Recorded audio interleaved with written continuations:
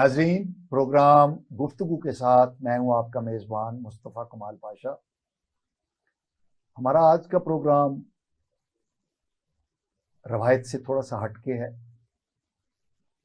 आज हमारे पास दो इंतहाई मोहतरम और मुअज़्ज़ज़ शख्सियात शरीके गुफ्तगू हैं और दोनों का ताल्लुक़ मुतज़ाद शोबों से है। बल्कि एक हमारे मेहमान तो ऐसे हैं जिनका अपने शोबे से भी ताल्लुक़ तज़ाद पर मबनी है। वो बुनियादी तौर पर पॉलिटिशियन है, पार्लियामेंटेरियन है, लेकिन तज़ाद ये है कि वो सियासत बराए सियासत के कायल नहीं है। उनका कहना ये है कि मैं सियासत करता हूँ लोगों की भलाई के लिए, और उन्होंने इस काम में अपनी बेगम साहिबा को भी लगा लिया हुआ है। तो दोनों मियाँ बीवी मिलके सियासत कर रहे हैं, अवाम के लिए कर रहे हैं और अवाम की सियासत कर रहे हैं। शाहिद महमूद भट्ट साहब हमारे साथ शरीके गुफ्तगू हैं बतौर पार्लियामेंटेरियन। हमारे दूसरे मेहमान जो हमारे साथ शरीके गुफ्तगू हैं, मैं इनको जब देखता था तो मैं ये तसव्वुर किया करता था कि ये जो इंग्लिश फिल्मों में आपने देखे होंगे वो गैंगस्टर टाइप जो लोग होते हैं और बड़ी बड़ी मोटरसाइकिलें उनकी होती हैं और वो फिर सड़कों पे दूर दराज रॉबरी करते हैं, डकैतियां करते हैं, लोगों को लूटते हैं। तो जब मैंने इनको स्क्रीन पे देखा तो मुझे लगा कि ये तो वही गैंगस्टर टाइप आदमी है। लेकिन जब मैंने इनकी उम्र देखी तो मैंने कहा यार ये उम्र ऐसी है कि जिसमें रॉबरी और डकैती नहीं हो सकती। लेकिन देखता रहा इन्हें, क्योंकि इनका हुलिया वैसा ही था, बड़ी बड़ी मूछें, वो गोरों वाली गैंगस्टर वाली मूछें, ऊपर से मोटरसाइकिल भी वैसी थी, बड़ी मोटरसाइकिल। फिर मैंने देखा कि ये तो पाकिस्तान की पहचान बन चुके हैं। मुकर्रम तरीन साहब ये मोटरसाइकिलिस्ट भी हैं और सयाह भी हैं। आज हमारे ये दूसरे मेहमान हैं। आपकी आमद का शुक्रिया मुकर्रम तरीन साहब। भट्ट साहब आपका भी शुक्रिया कि आप तशरीफ लाए। मुकर्रम तरीन साहब, आपसे हम गुफ्तगू शुरू करते हैं।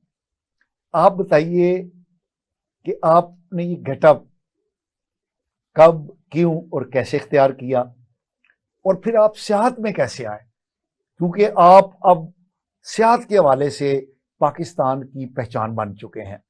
एक तो आपका गेटअप ऐसा है, दूसरा आपके हमने जितने प्रोग्राम देखे हैं उसमें हमें पाकिस्तान का एक नया रूप आपके जरिए देखने को मिलता है। तो कुछ अपने बारे में बताइए कि आप इस शोबे में कैसे आए। और तरीन तो बड़े मुअज़्ज़ज़ लोग हम समझते हैं, तो आप ये इतना वो अजीबोगरीब लेकिन अच्छा खूबसूरत गेटअप आपने कैसे बनाया? थैंक यू जी। ये गेटअप मेरा कोई 2007 से लगभग मेरा ये गेटअप चल रहा है। बहुत सारे लोग क्वेश्चन करते हैं कि वो एक रेसलर है, हल्क होगन से आप इंस्पायर हुए, या कुछ ऑस्ट्रेलियन क्रिकेटर भी हैं जिनका ये स्टाइल है। तो बट मैंने ऐसा कोई वो नहीं किया, तो बस ये गेटअप किया, वो मुझे भी अच्छा लगा और लोगों ने भी इस गेटअप को पसंद किया, तो ये चलता आ रहा है। और बाकी सियाहत की बात करूं तो कुछ जो पैशन होते हैं वो आपको बाय ब्लड मिलते हैं, आप पैदाइश होती है और आप साथ ले आते हैं। लेकिन वक्त के साथ साथ अगर आपको अपॉर्चुनिटीज मिलती हैं तो वो आपको पॉलिश करते जाते हैं। तो मैं भी बचपन से ही कुछ घूमने फिरने का शौक था, लेकिन जब भी मैंने पेरेंट को बात की कि मैंने सैर करनी है, दुनिया देखनी है, तो जब मैं स्कूल में था तो उस वक्त यही कंसीडर किया जाता था कि ये एक फजूल काम है, इससे वक्त ज़ाया होगा, ये आवारागर्दी है, कोई अर्निंग कुछ नहीं होगी, और दुनिया की सैर ये कोई काम तो नहीं है।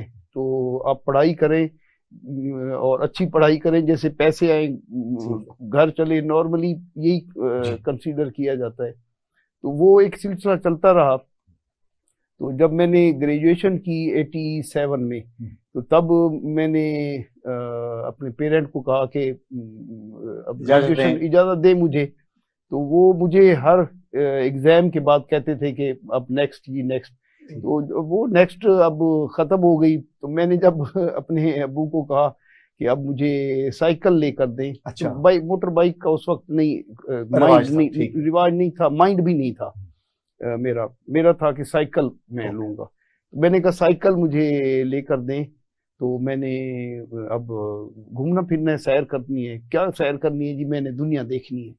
तो अब्बू ने, मुझे अच्छी तरह याद है, अब्बू ने कहा बिल्कुल जी, आपको मैंने काफी होल्ड किया, अब आप बड़े हो गए हो, चीजों को समझते हो, तो अब आप जो चीज करना चाहें करें। तो मैंने कहा, बड़ा खुश हुआ। मैंने उनको कहा कि फिर पैसे दे, मैं साइकिल लूं। तो उन्होंने कहा पैसे नहीं है, ये तो आप अर्न खुद करेंगे। तो फिर मैंने कहा ये तो आपने एक और लाल बत्ती के पीछे मुझे लगा दिया। अच्छा। तो वो फिर मैंने कुछ सेविंग की अम्मी से, नानी अम्मा कब मैं चाहता था थोड़ा, उनसे मैंने सेविंग करके वो साइकिल ली। तो साइकिल से मैंने 88 में मैंने साइकिलिंग से स्टार्ट किया। तो वो जब मैंने साइकिल ली, तो मेरे अब्बू ने भी कहा कि इतने पैसे ज़ाय किए हैं, इसने कुछ दिन चलाएगा। साइकिल इंपोर्टेड थी उस वक्त, कोई 20,000 की मिली थी। रेले तो नहीं थी? नहीं, मुझे याद नहीं है। एक स्पोर्ट्स की एक इंपोर्टेड थी, माउंटेन टाइप इस तरह की जी। तो वो मैंने ली उस वक्त।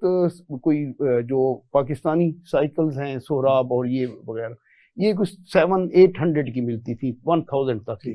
तो मैंने इतने पैसे लगाए। तो वो अब्बू ने कहा कि इतने पैसे इसने ऐसे ज़ाय कर दिए कि ये 4 दिन बच्चा है, शौक 4 दिन होगा, फिर फेंक देगा, पैसे ज़ाय हो जाएंगे। तो वो मैं डेली उस पर प्रैक्टिस करता रहा। कोई अप्रोक्सीमेटली मैं कोई अपनी सुबह की प्रैक्टिस फजर की नमाज के बाद मैं शुरू करता था।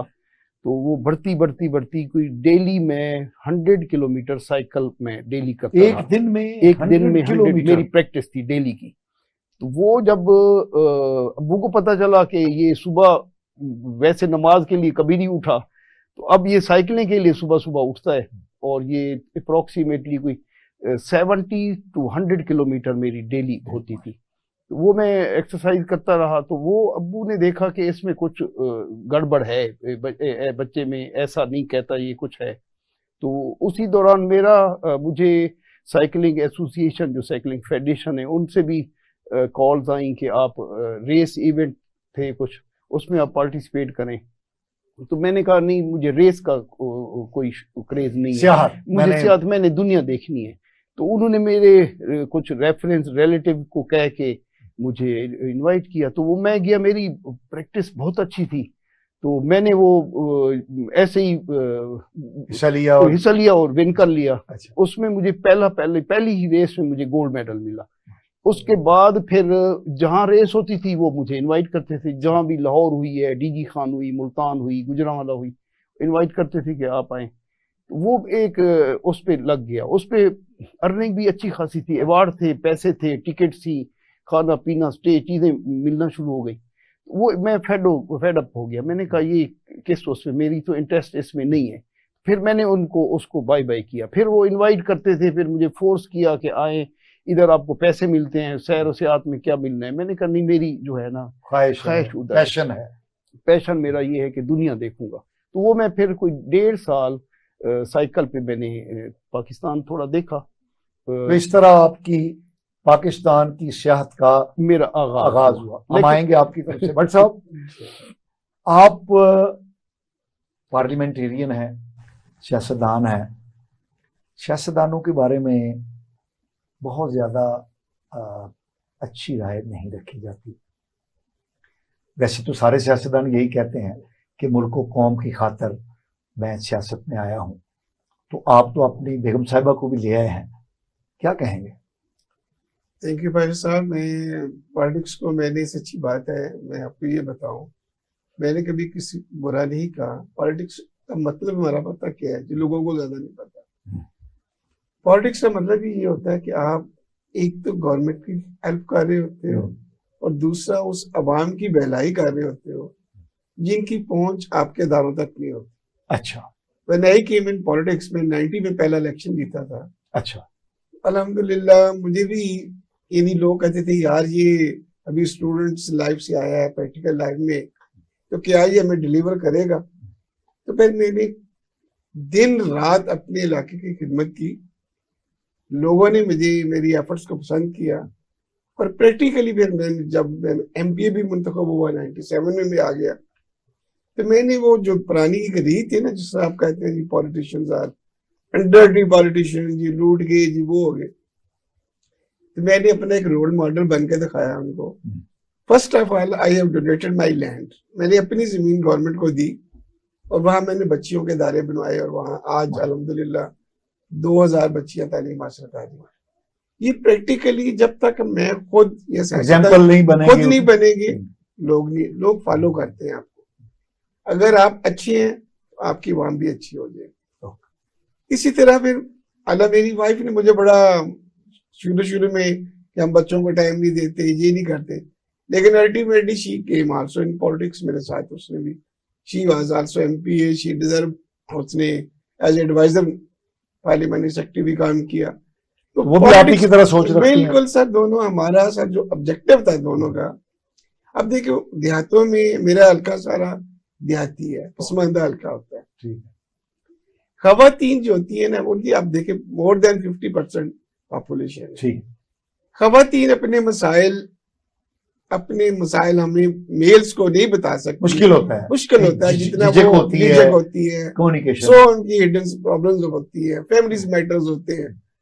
तो उसके आने से जब मेरी वाइफ भी पॉलिटिक्स में आई तो फिर मुझे एक और हौसला मिला कि जो मिशन आप लेके आए थे हमने दोनों को। अच्छा शाह साहब एक बात बताइए, आपने जब ये सियासत को खिदमत के लिए अपनाया तो आपके ज़हन में कौन मॉडल था?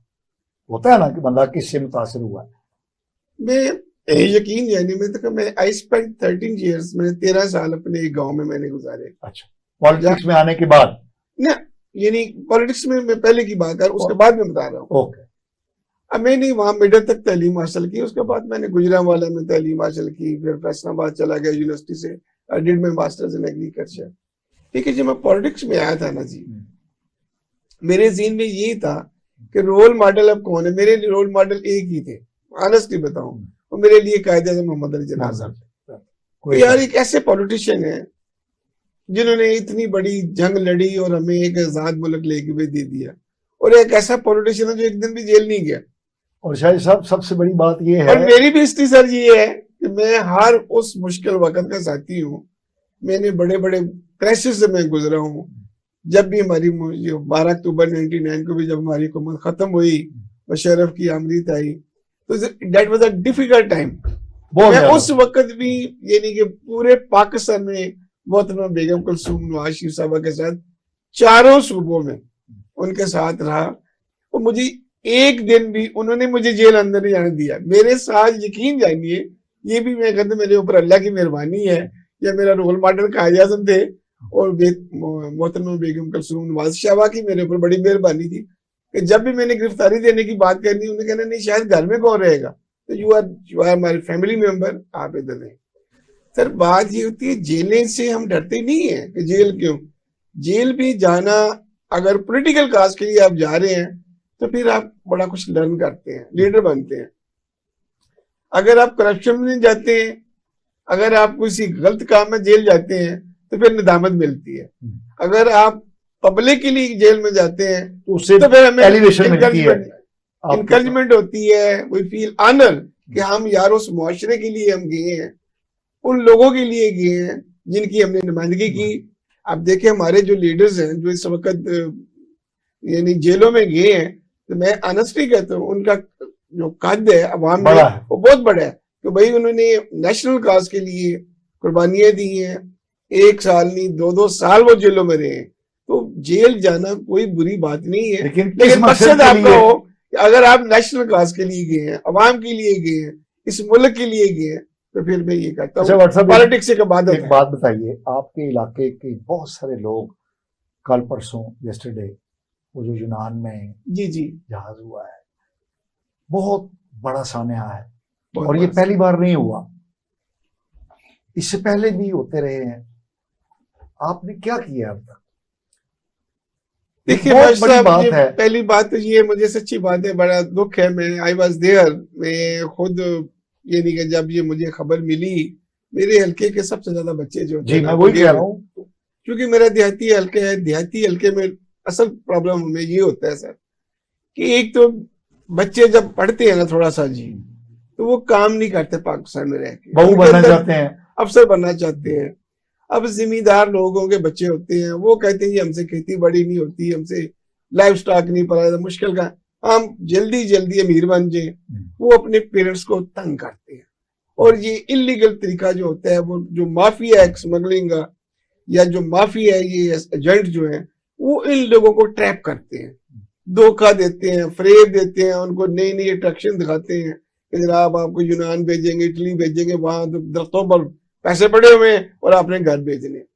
तो सर इस तरह करके वो लोग अपनी जमीनें बेच देते हैं, मवेशी बेच देते हैं, अपने ऑर्नामेंट्स बेच देते हैं, ताकि एजेंट को पैसे ताकि दे हम के एजेंट को 25-30 लाख इलीगल जाने के लिए वो उनको दे के अपना जो है मकरूज भी हो जाते हैं। और उसके बाद बैड इंसिडेंट ये होता है कि जिस तरह वो गए हैं, वो डर खौफ के मारे वहां से, या तो वो शिप उनका उलट डूब गया गया। या उठा दिया। हम बल्कि बादशाह इस- बातें हैं आपकी ये तरफ। मैं इसमें लास्ट में सर एक पहली बात कर लूं, ये कोई पहला वाकया नहीं है। मुझे बहुत दुख होता है कि इसकी हम तदारक पहले क्यों नहीं कर सके, कि पहले भी हो चुका है।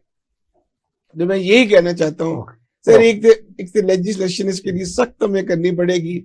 इलीगल जो इस किस्म के लोग अच्छा जाते बट साहब, हैं। आप ये नहीं समझते कि ये जो पेरेंट्स हैं जी जी, इनका भी ट्रायल करना चाहिए, जिन्होंने मैं अपने कहता बच्चों हूँ को भेजा? Parents are also involve. वो मैंने उसकी मजबूरी भी बताई, लेकिन मैं तो ऐसे ऐसे वाकया बता सकता हूँ आपको कि यकीन जानिए, मेरे हल्के में एक दफा ऐसे ही हुआ था। वो शिप में इतने डूबे थे, लेकिन वो कंटेनरों में गए थे, मर गए थे, क्योंकि गोली लगने से मर गए थे। और एक घर में मैं गया और उसको मैं समझा के आया कि यार अपने बच्चे को खुदा के लिए आंदा आपने यहाँ नहीं भेजना। लेकिन मेरी रिक्वेस्ट करने के बावजूद भी उस गरीब आदमी ने, उस देहाती आदमी ने अपना एक और बेटा, यानी दो पहले मर चुके हुए थे, तीसरे को भी भेज दिया। और तीसरे को भी उसने मेरे कहने के बावजूद, समझाने के बावजूद भी, उसकी क्या मजबूरियां आती हैं कि हमारे यहाँ ये अखराजात पूरे नहीं होते, उसने अपने बेटे को तीसरे को भेज दिया। लेकिन चले वो बच गया, वो सेट हो गया। तो ये हमारे मुआशरे की सबसे बड़ी बदकिस्मती है कि हम लालच में चले जाते हैं, हम थोड़े पे गुजारा नहीं करते, अपने मुल्क की में मेहनत नहीं करते और पेरेंट्स को मजबूर करते हैं। एक तो पेरेंट्स को मजबूर करते हैं, दूसरा ये जो माफिया सर, ये ऐसी अट्रैक्शन देता है आपको, आप बहकावे में आ जाते हैं। वैसे भट्ट साहब, बात यह है कि आप और आपकी जमात जो है एक तवील अरसे से हुक्मरान है, तो वो इन माफियाज पे काबू नहीं पा सकी। आप भी इस कोताही के मुजरिम हैं। नहीं, मैं आपको ये थोड़ा सा इसमें ये बताऊंगा कि अब देखें, जो ही ये इंसिडेंट की खबर मिली है, वो भी मेरे हल्के का एक बच्चा, दो बच्चे थे, एक आदमी था, उसके एक भांजा था, एक भतीजा था। अब उसका भतीजा जो है जी, भांजा उसका वहां डूब गया और उसका भतीजा बच गया। अच्छा, एक बच्चा बच गया, उसने फिर जो है ना जी ये इतला दी कि ये शिप डूब गया, मैं बच गया हूँ, बाकी जो है ना तुम्हारे जितने 7 लड़के थे मेरे हल्के के, वो डूब गए। लेकिन उसका फायदा सर ये हुआ, ये credit goes to the media. ये आप लोगों को, मैं मीडिया को सलूट करता हूँ कि मेरे पास वहां मीडिया वाले आए, उन्होंने मुझे ज्वाइन किया कि भाट साहब ये हम प्रोग्राम करेंगे। तो मैंने यकीन जानिए उसी वक्त पे जो अपने फेडरल मिनिस्टर्स हैं उनको भी मैंने इतला दी। मीडिया ने बार बार मतलब उसका एक्शन ये हुआ, उसका एक्शन ये देखे ये हुआ कि प्राइम मिनिस्टर साहब ने खुद नोटिस लिया, शहबाज शरीफ साहब ने नोटिस लिया, मरियम साहबा ने कंडेम किया, सब ने अफसोस किया और शौक मना रहे हैं।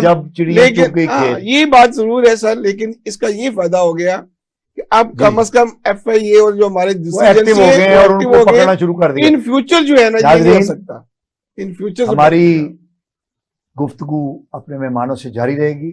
हम एक शॉर्ट ब्रेक पर जा रहे हैं, आप हमारे साथ रहिएगा।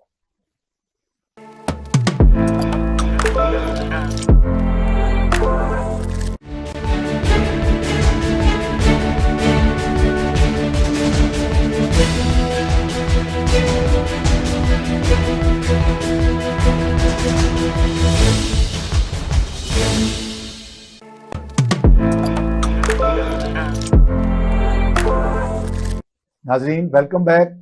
नाजरीन हम गुफ्तगू कर रहे हैं अपने इंतहाई मुअज़्ज़ज़ मेहमानों से जो हमारे साथ शरीक गुफ्तगू हैं। शाहिद महमूद भट्ट साहब जो पार्लियामेंटेरियन हैं और ये नए जज्बे के साथ और एक वाज़े मकसद के साथ सियासत में आए हैं, और इनके मकसद की सच्चाई इस बात से भी ज़ाहिर होती है कि इन्होंने अपने काम में अपनी बेगम को भी साथ लगा लिया हुआ है और दोनों मियाँ बीवी मिल के अपने अवाम के लिए काविशें कर रहे हैं। और हमारे साथ दूसरे मेहमान हैं मुकर्रम तरीन साहब जो पाकिस्तान को एक्सप्लोर करते करते पाकिस्तान की पहचान बन चुके हैं, हमारे साथ शरीक गुफ्तगू हैं। मुकर्रम तरीन साहब, आपने बतौर सयाह पाकिस्तान की एक शनाख्त कायम कर दी है, लेकिन पाकिस्तान टूरिस्ट डेस्टिनेशन क्यों नहीं बन सका? जिस तरह हम देखते हैं कि आजकल हमारे जो नई जोड़ों की शादियां होती हैं तो वो कहते हैं जी हम तुर्की जा रहे हैं। तुर्की पूरी दुनिया का, यूरोप का, ईस्ट का, वेस्ट का एक टूरिंग डेस्टिनेशन बन चुका है। पहले ये बताइए कि क्या पाकिस्तान में ऐसी चीजें नहीं है कि जो टूरिस्ट को, सयाहों को इधर खींच के ला सकें? बहुत ज्यादा है। आपकी व्यूअर्स को कहूँगा कि पाकिस्तान तो दुनिया के उन खित्तों में से है जिसको अल्लाह ताला ने इतनी नेमतों से नवाजा है, शायद ही कोई ऐसा मुल्क हो। उसकी थोड़ी सी मैं बताऊं कि यहाँ देखें दुनिया के हाईएस्ट पीक्स यहाँ मौजूद हैं और अल्लाह ताला ने इतनी नवाजी हैं कि हर तीसरी चौथी फिर पाकिस्तान में, फिर पांचवी नेपाल में है, छठी फिर पाकिस्तान में, सातवीं किसी यूरोप में है, आठवीं फिर पाकिस्तान में।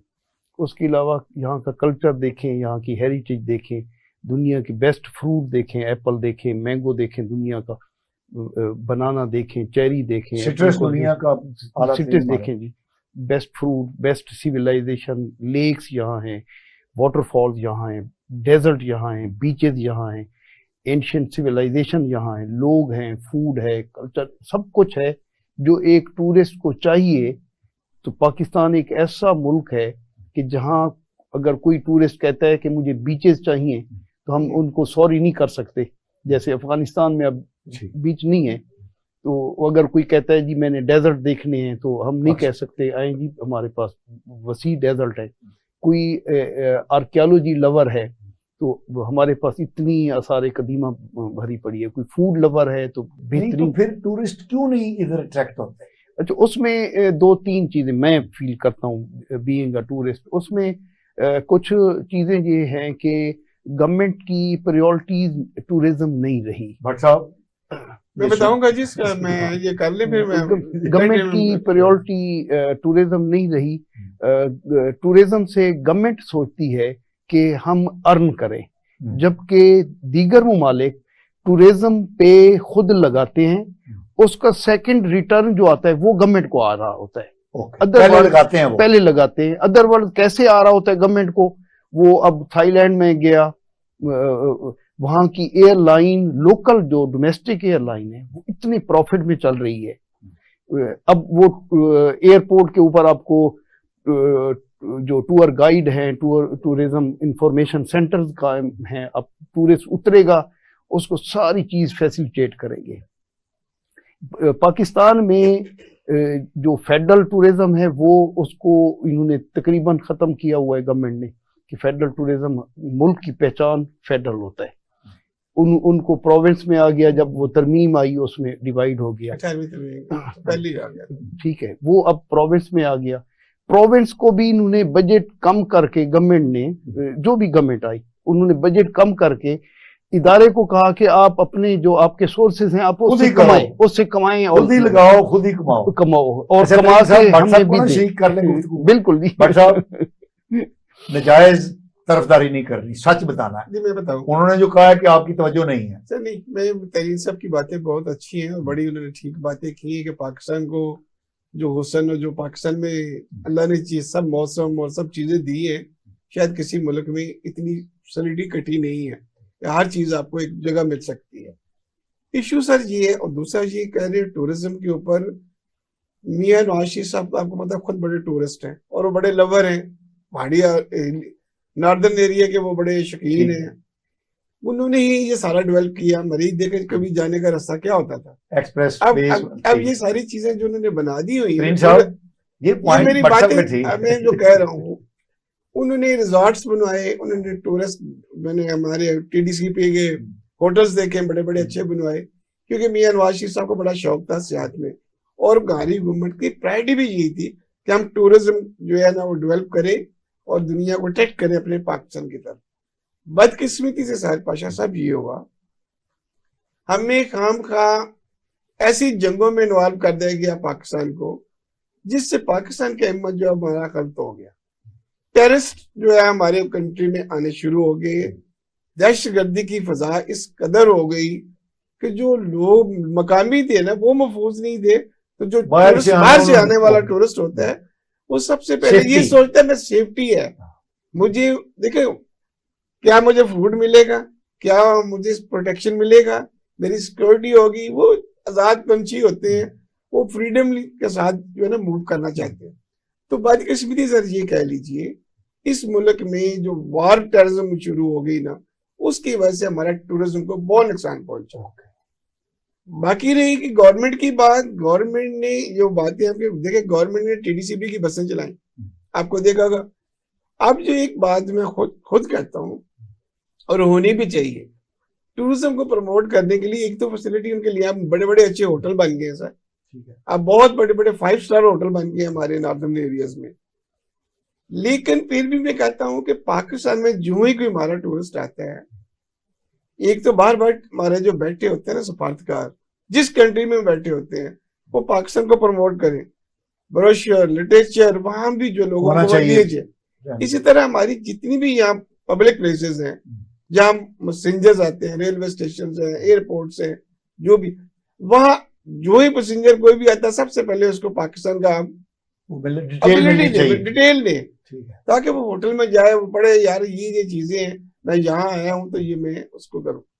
ये बिल्कुल होना चाहिए और इसको प्रमोट करने के लिए हमें बिल्कुल मीडिया को हायर करना चाहिए, ताकि पाकिस्तान का इमेज है वो सॉफ्ट इमेज भी हम डेवलप करें। पीपल्स आर लवर, कोई पाकिस्तानी ऐसा नहीं है जो दूसरे लोग से मोहब्बत नहीं करता। मोहब्बत में भी हम सबसे आगे हैं, इजहार और कुर्बानी में भी सबसे आगे हैं। लेकिन जो हमारे ऊपर, मैं आपकी मिसाल देता हूँ sir, I visited France, I visited Germany, I visited Switzerland, so many country में बादशाह साहब किया। When I introduce myself as a politician, मैं बाइक हट करता, मुझे शर्म आती है कैमरे के सामने बात करते हुए। इन मुल्कों में मुझे यही कहा गया, यार you are terrorist, you are politician. अब मुझे फ्रांस वाला या जर्मनी वाला जब ये बात कहता था मैं शर्मिंदा होता था, और मैं कहता था कि क्या यार मेरा पाकिस्तानी टेररिस्ट है, क्या मेरा पाकिस्तानी ऐसा है? ये सारे आप लोगों की वजह से ये कुछ आपकी जंगें, कभी हम रशिया की जंग लड़ गए, कभी हम अमेरिका की जंग लड़ते लड़ते अपने मुल्क को हमने बैड इमेज में दे दिया। अब यही चीज है कि हम अपना सॉफ्ट इमेज दुनिया को दिखाएं कि we are not terrorist, we are lovers. Okay, हमारे पास आपको शामिल नदियां नाले आए और पाकिस्तान को बिल्कुल। मैं जी भट्ट साहब की बात बड़ी अच्छी इन्होंने की कि हम अप्रोक्सीमेटली 2 डेकेड से हम टेररिज्म का शिकार रहे।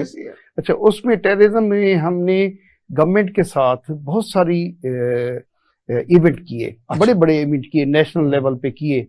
अच्छा, उसमें गवर्नमेंट इवेंट के बाद गवर्नमेंट ने भी बड़ा अप्रिशिएट किया, हमने इंडिविजुअली भी किया, प्राइवेटली अपने क्लब के। उसको बाद में गवर्नमेंट ने ओन किया और कहा कि हम अगर किसी को कहते हैं कि पाकिस्तान सेफ है, आप आए, तो वो हमारी बात इतनी वेटेज नहीं होती। जब आप लोग बलूचिस्तान के एक ऐसी जगह पे जहां एक गुज़श्ता 10 सालों से वो नो गो एरियाज बने हुए हैं, जब आप 50, 60, 100 बाइकर्स को लेकर वहां पहुंचते हैं तो वो एक रियलिटी होती है, वो छुपा नहीं सकते आप। अच्छा मुकर्रम साहब, एक बात जी, बड़ी माजरत के साथ, आप बहुत खूबसूरत बात कर रहे हैं, शायद महमूद भट्ट साहब ने बड़ी खूबसूरत बात की। हम लोगों को लाख दिखाएं जी कि 100 बाइकर जो है वो उधर बलूचिस्तान में फिर रहे हैं आज़ादी के तौर पर। लेकिन पूरी दुनिया ने ये भी तो देखा है ना कि हमारी जो कोर कमांडर हाउस है लाहौर में, हमारा जो GHQ है रावलपिंडी में, हमारे जो दीगर शहरों में जो हमारे आर्मी के, एयरफोर्स के, नेवी की जो इंस्टॉलेशंस हैं, वो अगर महफूज नहीं है हमारे अपने शहरियों के हाथों, तो हम लोगों को कैसे आपकी मोटर बाइक के जरिए यकीन दिला देंगे? इसका मैं जवाब दूंगा साहब, इसका मैं जवाब देता हूँ। जी जरूर। पाशा साहब, ये बात आपने जो की है ना, ये बिल्कुल हमारा सर जो है झुक गया है। हम नेशनली और इंटरनेशनली शर्मिंदा हैं कि ये अस्करी इदारों के ऊपर ये क्या इन्होंने किया। वो कोई मुहब्बे वतन नहीं है। It is the first time in the history 75 years में पहली पार्टी आई थी जिसने पाकिस्तान का इमेज खराब किया। अब इस अंदाज में हर पार्टी के ऊपर सब क्राइसिस आते रहे हैं। पीपल्स पार्टी के ऊपर आते रहे हैं, मियां नवाज शरीफ से सबसे ज्यादा बड़े क्राइसिस आए हैं। हम उन क्राइसिस से गुजरते जाते हैं, लेकिन हमने कभी प्रोटेस्ट इस हद तक किया है कि अपना मौक़िफ़ पेश किया है, हमने सड़कों पे एहतजाज किया है, सब कुछ किया है।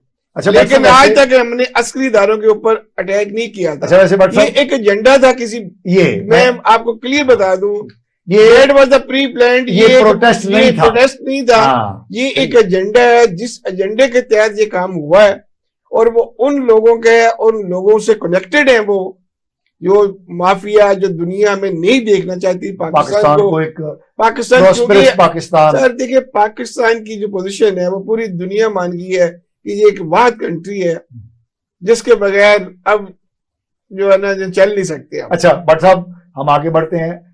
आप ये बताइए जी कि IMF ने तो आपको झंडी करा दी है, 29 तारीख का उनका एजेंडा आ गया, 29 जून को जो उनका इजलास होना है, जी, उसमें भी आपका नाम शामिल नहीं है। तो आपका वजीर आजम, हमारा वजीर आजम कहता रहा है कि बस हुआ कि हुआ मुआहदा।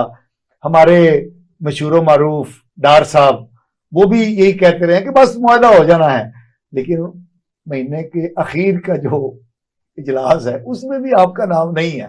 तो अब तो ये तय हो गया है कि आपको कुछ नहीं उन्होंने देना, आपको उन्होंने झंडी करा दी है। क्या कहेंगे आप? बस साहब देखिए, ये मुल्क जो बना था ना 27वीं रमजान मुबारक को, ये कलमे के नाम पे पाकिस्तान बना हुआ है, इसका कुछ नहीं होगा।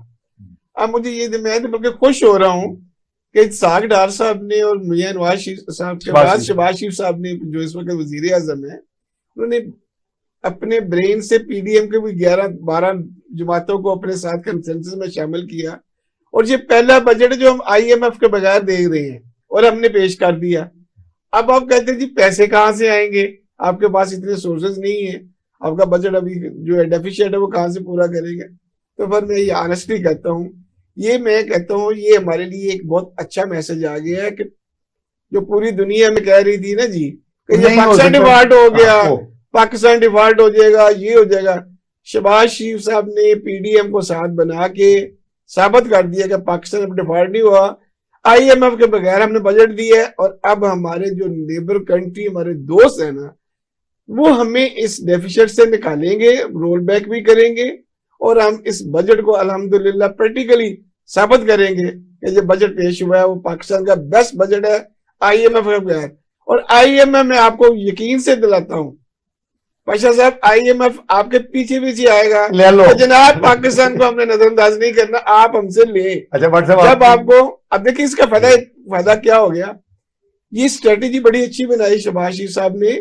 आपने अपना एक नया ब्लॉक में एंटर हो गए, आपने अपने सफारती तल्लुकात अच्छे बना लिए, ईरान, सऊदीया, रशिया, चाइना से। अब आपकी बॉर्डर ट्रेडिंग शुरू हो गई, पैसे आपके पास, अगर डॉलर नहीं है तो नहीं है मेरे पास डॉलर, तो यार क्या बात है, मेरी ट्रेडिंग नहीं होगी, मैं ट्रेड कर रहा हूँ।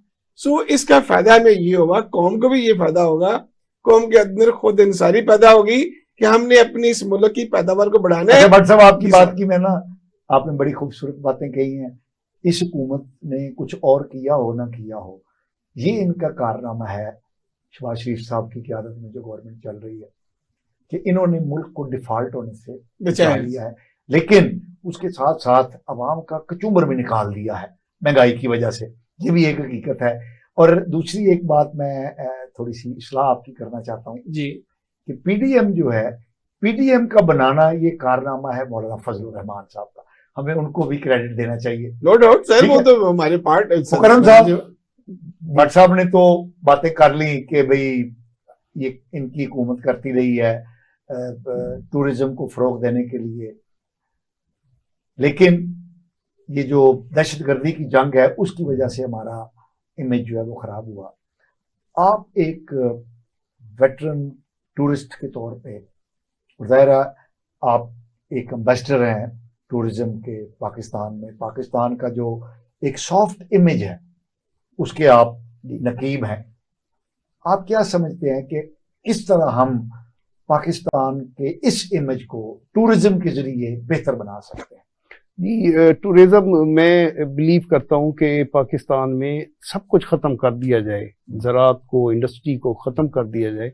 पाकिस्तान के पास इतना कुछ है टूरिज्म के हवाले से कि ये दुनिया के रिचेस्ट कंट्रीज में आ सकता है। ठीक है, देखें चोलिस्तान में हमारे मोर देन 30 फोर्ट्स हैं। अब हमारा जो नेबर कंट्री है इंडिया हो गया, राजस्थान में उन्होंने एक फोर्ट को प्राइवेट सेक्टर को दे दिया है। अब वहां जाने के लिए आपको 2-2 महीने एडवांस बुकिंग करानी पड़ती है। एक सेकंड जी, आपने ये कहा कि हमारा जो चोलिस्तान है उसमें कितने किले हैं? 30 मोर देन 30 फोर्ट्स हैं। 34 से ज्यादा किले हैं जो टूरिस्ट स्पॉट है, जबकि इंडिया के पास भी काफी किले हैं। हाँ। मैं उनके एक किले की एग्जांपल दूं कि उन्होंने इतना उसको प्रमोट किया कि टूरिस्ट जाता है, वो आप बग्गी पे बिठाते हैं, फिर हाथी पे बिठाते हैं, वो कल्चर उन्होंने ठीक है, पूरी दुनिया के टूरिस्ट आ रहे हैं। इंडिया की मैंने एक न्यूज पढ़ी, उन्होंने एक टूरिज्म डिपार्टमेंट ने एक हाथी हथनी की शादी ऑर्गेनाइज की, उसमें इंडिया की हिस्ट्री के सबसे ज्यादा फॉरेनर आए। अच्छा, हाथी हथनी की शादी पे एक जी उसको घास खिला रहा है, एक को फूल डाल रहा है, एक ये कर रहे हैं। 3 दिन का इवेंट था, उस पे उन्होंने करोड़ों कमा लिए। इंडिया के पास या बाकी कंट्रीज हैं, वो झूठ मूठ की एक ईंट पकड़ लेते हैं जी, अकबर बादशाह ने इसको हाथ लगाया, उसके पूरी दुनिया आ जाती है। हमारे पास तो इतना एसेट है। रिलीजियस टूरिज्म देख लें, बुद्ध मत की हमारे पास इतना कुछ है कि जापान और कोरिया और पूरी दुनिया के बुद्ध जो है ना, उस सिखों के पैगंबर की जन्म भूमि जो है हमारे पास है। बिल्कुल, सिख टूरिज्म हम उसको कर सकते हैं। रिलीजियस हमारे पास है, इतना कुछ हमारे पास। कोई चीज आप सोचें, दुनिया का ये वाहिद खिता है। देखें अब स्कैंडिनेवियन कंट्रीज हैं, अगर वो हॉट जोन में जाना चाहें, वो पासपोर्ट बनवाएंगे, वीजे लेंगे, अफ्रीका जाना है जी, फ्लाइट लेंगे 8-10 घंटे की, गर्म जोन में जाएंगे। अगर गर्म जोन के लोग, अफ्रीका के लोग अगर कहें कि हम बर्फ देखनी है, माइनस टेम्परेचर देखना है, वीजे लेंगे, फ्लाइट्स लेंगे। पाकिस्तान एक ऐसा मुल्क है, अब मुल्तान देखें, जैकबाबाद, सिपी, इस खिते के लोग 48 टेम्परेचर में विद इन फ्यू आवर अब -40 में पहुंच सकते हैं। 4 सीजन आपके पास हैं, आप इतनी अट्रैक्शन करें।